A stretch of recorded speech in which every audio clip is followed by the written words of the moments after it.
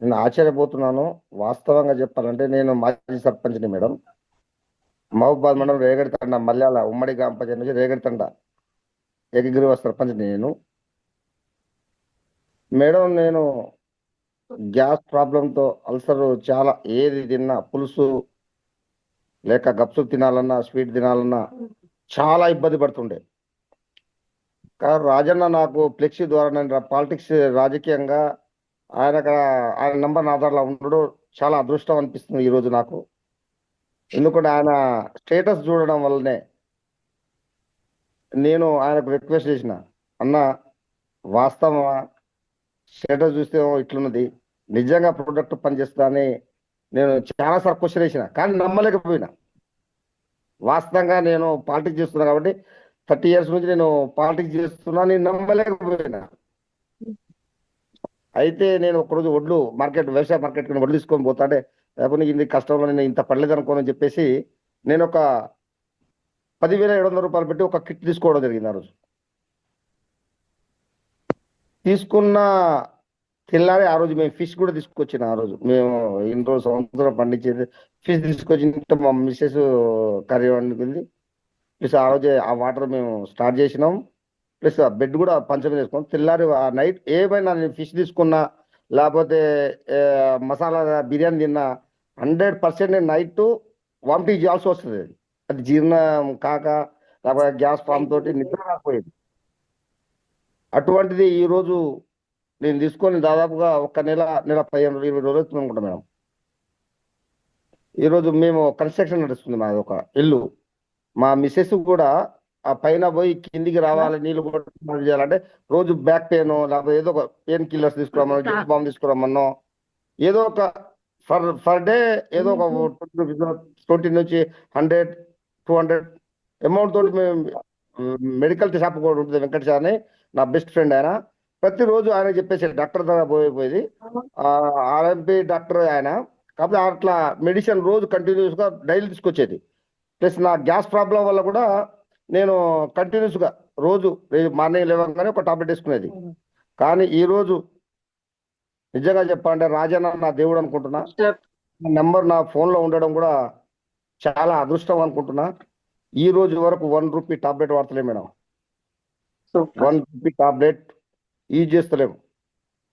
మొన్న అన్ఫార్చునేట్లీ నేను బండి మీదకి వెళ్ళి చిన్న స్లిప్ అయి కింద పడిపోతే నాకు అన్ని ఎక్స్రే కూడా ఉంది.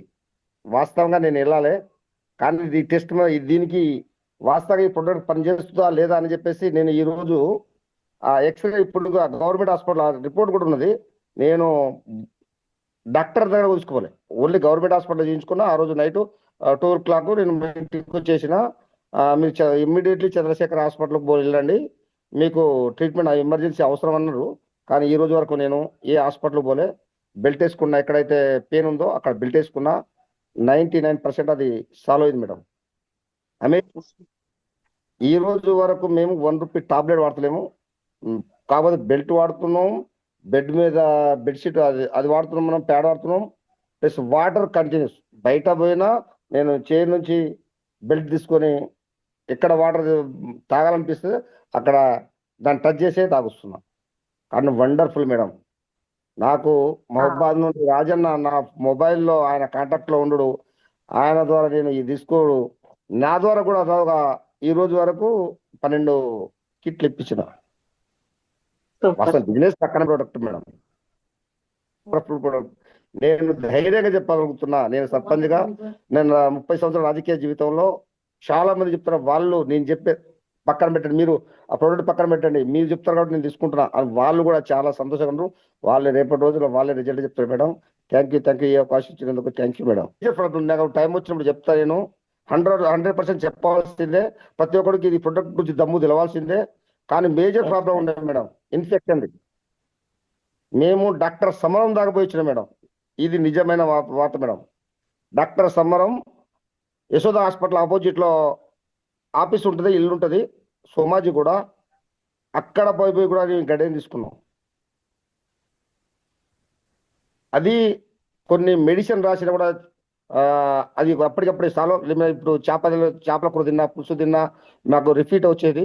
దానికి ఇక శాశ్వతం లేదనుకొని మేము కొన్ని బంద్ చేసుకుంటూ వచ్చినా కానీ ఈ రోజు ఏదైతే మేము కోరుకుంటాం, మేము ఏదైతే కావాలని తినాలనుకుంటున్నాం ప్రతి ఒక్కటి తింటున్నాం మేడం. ఈ ప్రొడక్ట్ వల్ల అన్ని సాల్వ్ అయినాయి మేడం.